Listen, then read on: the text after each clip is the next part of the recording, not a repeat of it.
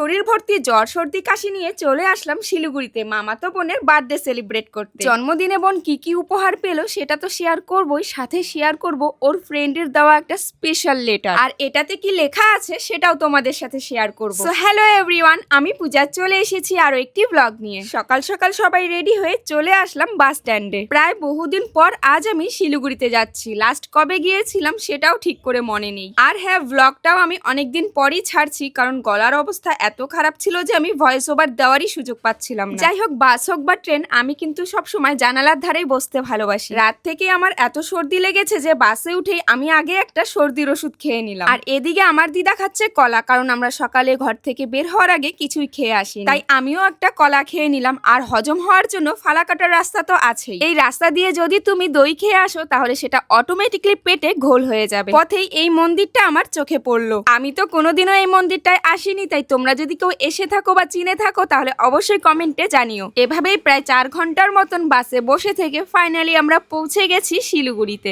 আর হ্যাঁ, আমার মামা কিন্তু একদম শিলিগুড়ির মেন টাউনে থাকে না। শিলিগুড়ি যেতেই আগে একটা গন্ডার মোড় বলে জায়গা আছে, যদিও তোমরা ভিডিওতে দেখতেই পারছো একটা গন্ডারের স্ট্যাচু বানানো আছে। এর পাশ দিয়ে একটু হেঁটে গেলেই আমার মামার বাড়ি, তাই বাস থেকে নেমে আমাদের আর এক্সট্রা করে কোনো গাড়ি নিতে হয় না। এই হচ্ছে আমাদের বার্থডে গার্ল, যার আজকে শুভ জন্মদিন। বোনকে জলের বোতলগুলো হাতে দিয়ে বললাম এটাই তোর জন্মদিনের উপহার। তারপর বার্থডে গার্লকে আরেকটু খুশি করে দেওয়ার জন্য আমার মা বের করে দিচ্ছে ওর একটা স্পেশাল গিফট। হ্যাঁ জানি তোমরা দেখে ভাবছো যে এই ড্রেসটা আমি নিজে বানিয়েছি, তাহলে আমি বলবো তোমরা একদম ভুল না, ঠিকই ভাবছো। ড্রেসটা কিন্তু আমি ওর বডির মাপ ছাড়াই আইডিয়াতে বানিয়েছি, তাই একটু পরিয়ে দেখলাম যে ঠিক আছে কিনা। তারপর খাওয়া দাওয়া সেরে একটু রেস্ট করে লেগে পড়লাম কাজে। বেলুন সাজানোর দায়িত্বটা আমার কাঁধে পড়েছে, আর আমি একাই না, আমার সাথে আরো কিছু সহযোগীও আছে। এই সেই দুই ব্যক্তি যে আমাকে বেলুন ফুলিয়ে দিচ্ছে। মামা বলেছে কেক কাটার জায়গাটায় বেলুন দিয়ে একটা হার্ট শেপ বানিয়ে দিতে। এই যে আধা আধুরা হার্ট শেপটা দেখছো, এটা বানাতে গিয়েই কিন্তু আমার পুরো ঘাম ছুটে গেছে। আসলে কপালে কারো ভালোবাসা না থাকলে যা হয় আর কি। এদিকে বোন ড্রেসটা পরে ভীষণ খুশি। তোমরা কিন্তু ফোকাসটা এই দুই পরির দিকেই রেখো, পিছনের হার্টটার দিকে রেখো না, কারণ ওগুলো বারবার খুলে পড়ে যাচ্ছিল। আর এই মুহূর্তে